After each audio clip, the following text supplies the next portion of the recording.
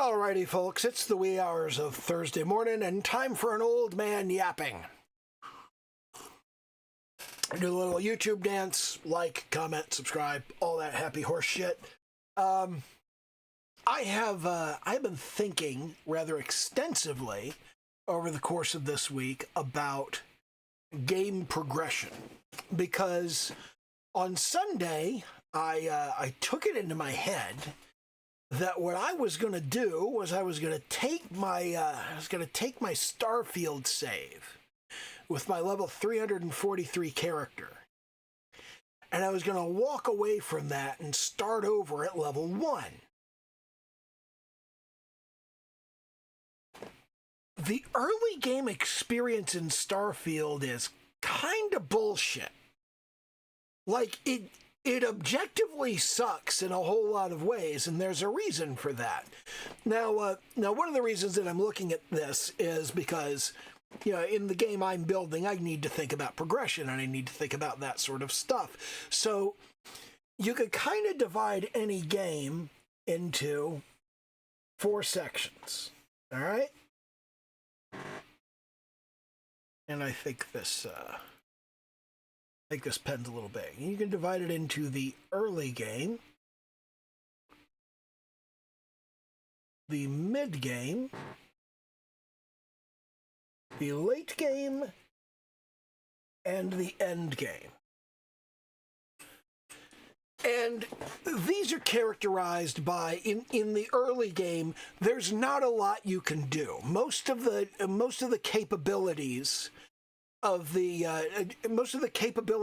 engine and the game system in general just aren't available to you because you're too weak, you're too low level. And typically in a Bethesda game, this lasts 2 or 3 hours. I am well over 15 hours into a level 1 playthrough of Starfield, and I still cannot do most of the stuff that is available to do. I'm not sufficiently powerful to take on most combat challenges. I'm not sufficiently powerful to do most ship combat. I'm not very well experienced in surveying or any kind of in-game stuff. I'm just not very good at it because I don't have the skills. So, being at this point, after that much time, after 15 hours, I think it's about 15 hours, I should actually check. Let me go take a look real quick. I'm not sure how long it's been. Let me really quickly fire up the game and just take a look at how many hours are on the save. We'll have a look at that.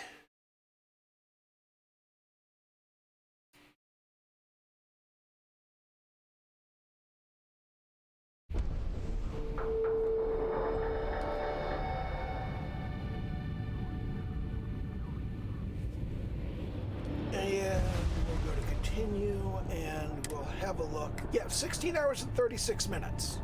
And I'm level 16. So,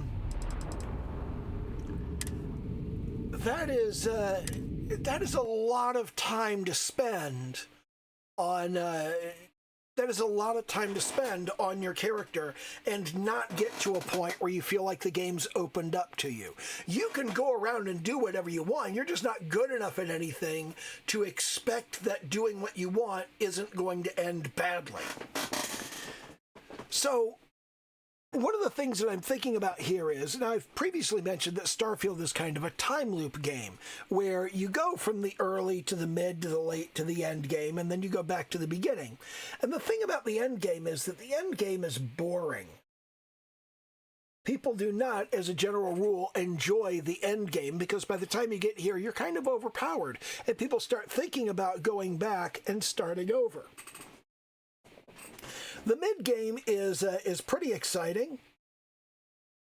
It's when you can do all of the main quest and most of the side quests. And then in the late game, everything, you're kind of OP, all right? And at this point, you can engage with the entire open world, even the most ridiculous areas of it.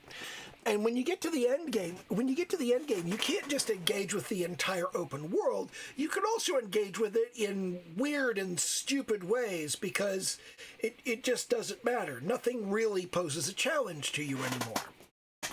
So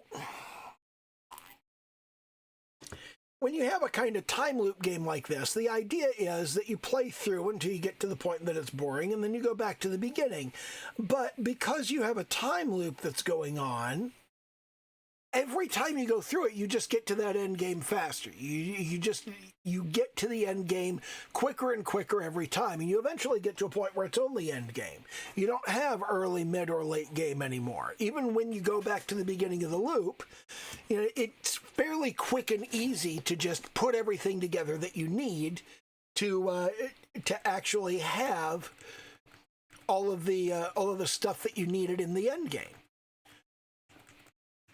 So one of the things that I'm thinking about here is that as I'm building out the roguelike that I'm working on, there should be a kind of progression in gameplay where you start out at 0, and then you ramp up, and you continue to ramp up through the mid game, and then it levels off, and it stays level through the late game, and it also remains level in the end game.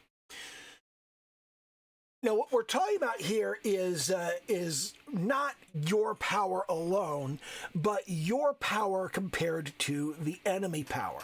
Because once you get to this point, your power keeps going up, but the enemy power just kind of stops. So you're actually continuing to get more powerful. It's just that you have this big power gap that has grown between you and the top of everything. You get to a point around the middle of the mid game where you can tackle all of the different challenges that come up over the course of the game. And because you can tackle any challenge, and it is a challenge, you work toward getting better at it. So at the beginning, everything is hard. Then it becomes just a challenge. And then at the end, it becomes easy. It gets easy at the end of that, and then in the late game, everything just kind of stays easy. And it never stops being easy. And as this power gap grows, it just gets easier. And that's when people are just like, yeah, I want to back up, and I want to try again. Now, what a roguelike has is it has a when you back up to the beginning of the loop, you don't back up to the beginning of the loop and keep all of your power. You back up and you lose all of your power. You have a progression, but that progression only takes you so far, and it never really gets you to the point where, even at maximum, your endgame stuff is still dependent on how the level unfolds and how that works out. So I've been thinking a lot about progression, and one of the things that has struck me about all of this is that what Starfield was trying to do, and I don't think they did a very good job of this. I think what Starfield was trying to do was to kind of smooth that out so there was more of a progression up to the end game. And then at the end game, going back in a New Game Plus, you had like additional stuff. And then it would just kind of expand and expand and expand. I don't think they did a very good job of this, because I think that what they actually ended up doing was they made the early game much more frustrating by keeping your power level low. They made the mid game much more frustrating by not letting you get good at anything. And then the late game, you're still progressing at this point, but you shouldn't have a whole lot of room left to progress. And this feels like you've barely gotten anywhere. And that in turn feels like being at the late game has happened too quickly. And I think there's this tendency that a lot of people have to go, this is not how other games do it, so it's wrong. I don't think Starfield did a great job of this. I think there are a lot of things they could have done to make this happen better. And I think most of the mods that people are using to try and quote unquote repair this are not repairing it. I think they're making it worse. I think they're screwing things up that were supposed to be the way they were. And I think that essentially what most people are doing with mods is they're trying to make the game into the game they wish they had instead of engaging with the game as it is. And that's fine. You can do that. There's no reason you can't, but you do just kind of end up taking a game you don't like and trying to make it into a game you do. And I just feel like you should start with the game you like and try to make the game better. And I haven't really found a whole lot of stuff that I think makes the game better. It's like Kinggath's Watchtower. They go, oh, yeah, this is fantastic. It changes the game so much. I'm like, well, how does it change? It adds a whole new faction. Yeah, but how does this change? How does this change things? What difference does it make? And the answers that I've gotten back are basically, there's a lot more combat. And it's literally impossible to win these combats unless you do this new thing that you're not interested in and don't want to fucking do. Plus, when you're down on the planets, they got this new enemy that's a huge fucking bullet sponge, and there's just no way that you can beat it unless you use the feature you're not interested in engaging with.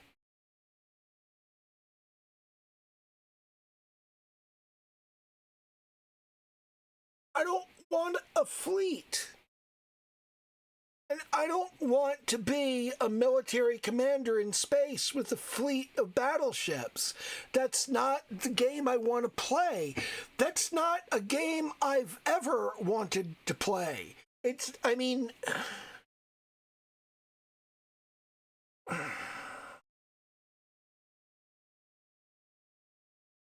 I get big grand strategy games like Stellaris, where you're the general of a mighty army of spaceships.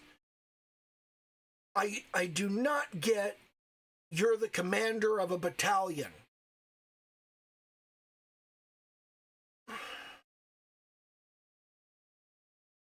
Why do you want to play this game? Why do you want to lead a squad of ships into combat? It's just annoying. The squad of ships you lead into combat is crap. They're not very good at what they do. They suck. You're better. Why don't you just outfit your ship so it can do the job itself? And the mechs don't make any sense to me. People are like, oh, there are these mechs, and you can't kill them by yourself. You gotta call in, orbital strikes and shit.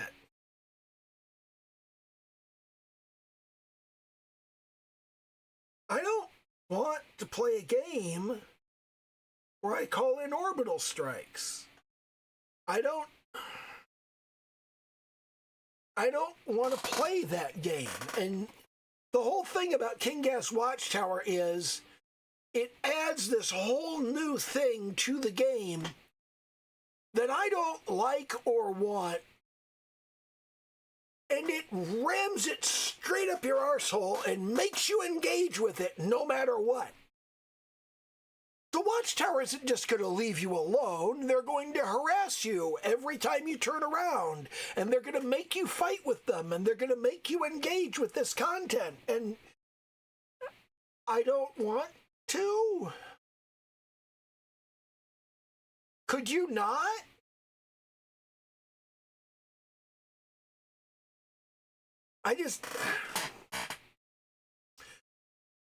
And I'm not saying that Watchtower isn't a great thing to be added to Starfield and a great thing to be built. I just think the way that it's been built and the way that it's been added to Starfield is like, did you actually want to be playing a different game? Then here.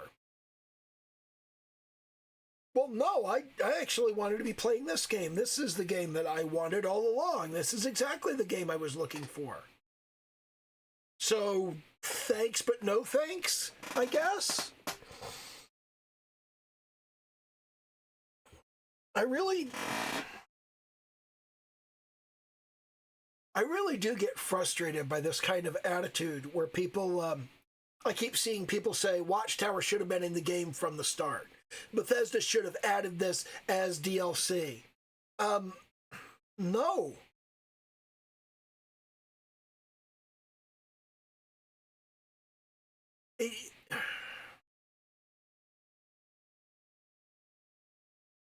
The main quest should be something that you have to engage with up to a point, and then you can ignore it.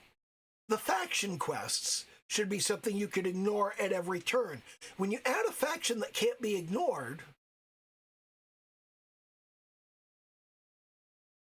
that's really obnoxious.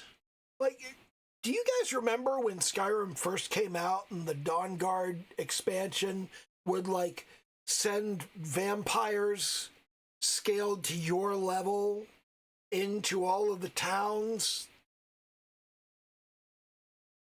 And they'd just, like, slaughter people? So it's like, you'd be level 80 wandering around town, and level 80 vampires would show up, and you wouldn't know it because you'd be on the other end of town, and they'd kill like half the merchants. And now this whole town's fucked. And I don't think that was a great call. But I feel like Bethesda learned from that, because when you get the Skyrim Anniversary Edition, they don't do that anymore. Once you actually begin the Dawnguard quest, they stop with the vampire attacks. So that's good.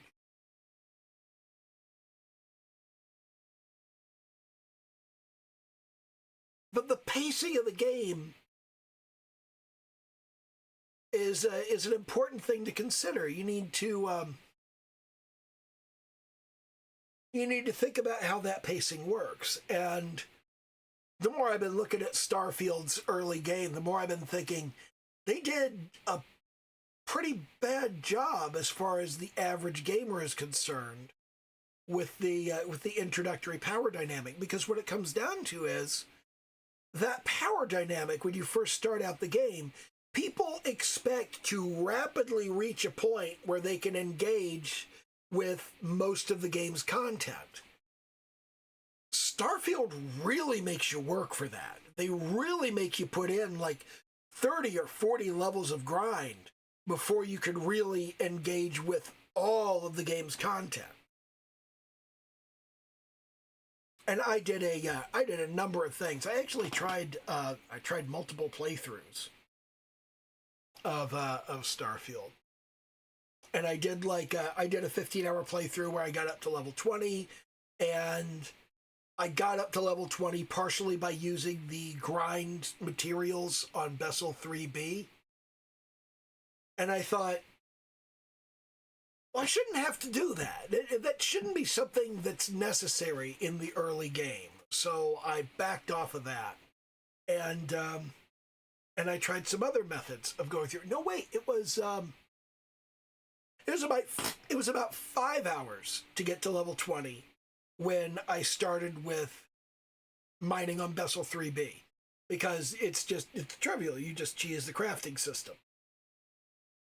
But then I put 15 hours into engaging with the main quest. And I did kind of grasp something over the course of the main quest. The first 6 missions, starting with when you first leave the mining colony on Vectera, they go, hey, here's ship combat. Okay, cool. And then you have a series of 6 missions that go, here's how you take on an outpost, or an installation, rather. Here's how you take on an installation with Vasco as your follower. And here's how you take on an installation with Sarah as your follower. Here's how you take on an installation with Barrett as your follower. He does nothing. He just kind of sits there at the end. Barrett's kind of fucking useless. Here's how you take on an installation with Sam Coe as your follower. Here's how you take on an installation with Andreja as your follower. And here's how you take on an installation all by yourself. And they just they run you through that just kind of one by one. And they go Vasco, Sarah, Sam, Barrett, Andreja, and just you by yourself. And that gives you the sort of menu of things you can choose from. And Andreja's the least annoying of the bunch. But honestly, I just find doing it myself so much easier because I don't have to account for this additional person.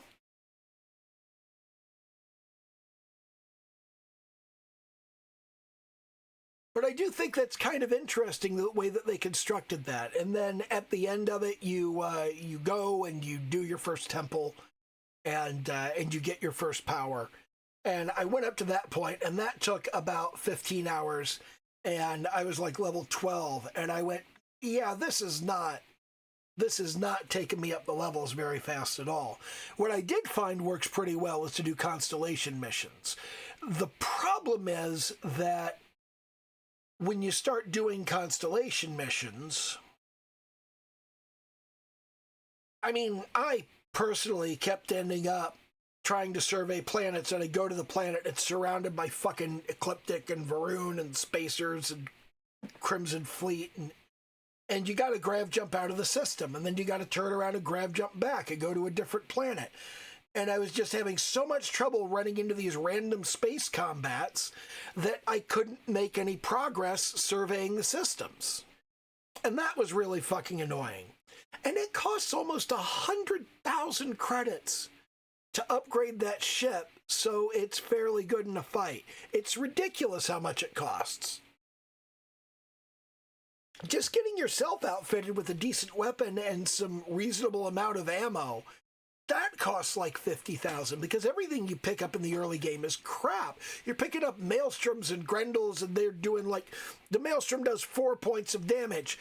Well, you know, what I should do is I should take this to a weapons workbench, and I should make it semi-automatic, which will like triple the amount of damage that it does. And that will stretch my ammo too, because now, you know, not only will I hit more often and do more damage, but I'll be using a third as much ammo. So let me go to a weapon workbench and, oh, I can't do this because I need to research Receiver Mods 1. Okay, let me go to a research station and see what I need to research Receiver Mods 1. Well, I need all of this stuff, and I also need Weapons Engineering Level 3, which is 7 points down the tech skill tree. That's a 7-level commitment just to get to the point that I can make my weapons semi-automatic. That's a lot. You know, particularly early game when you have all of these skills that you don't have yet and need, like persuasion and commerce and security and stealth. You can't get critical hits from stealth until you buy the stealth skill. Because what drives whether you get a critical hit from stealth is the state of your stealth meter. And you don't have one until you get the stealth skill.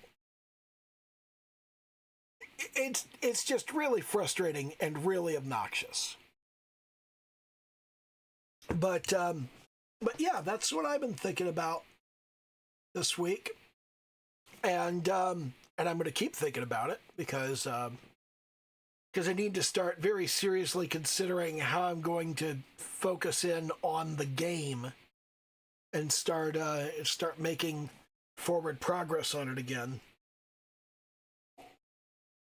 I'm kind of procrastinating on it at the moment because I've got like all of this other stuff to work with, and also I know I've got tech debt in my code base right now, and I don't want to pay it just yet.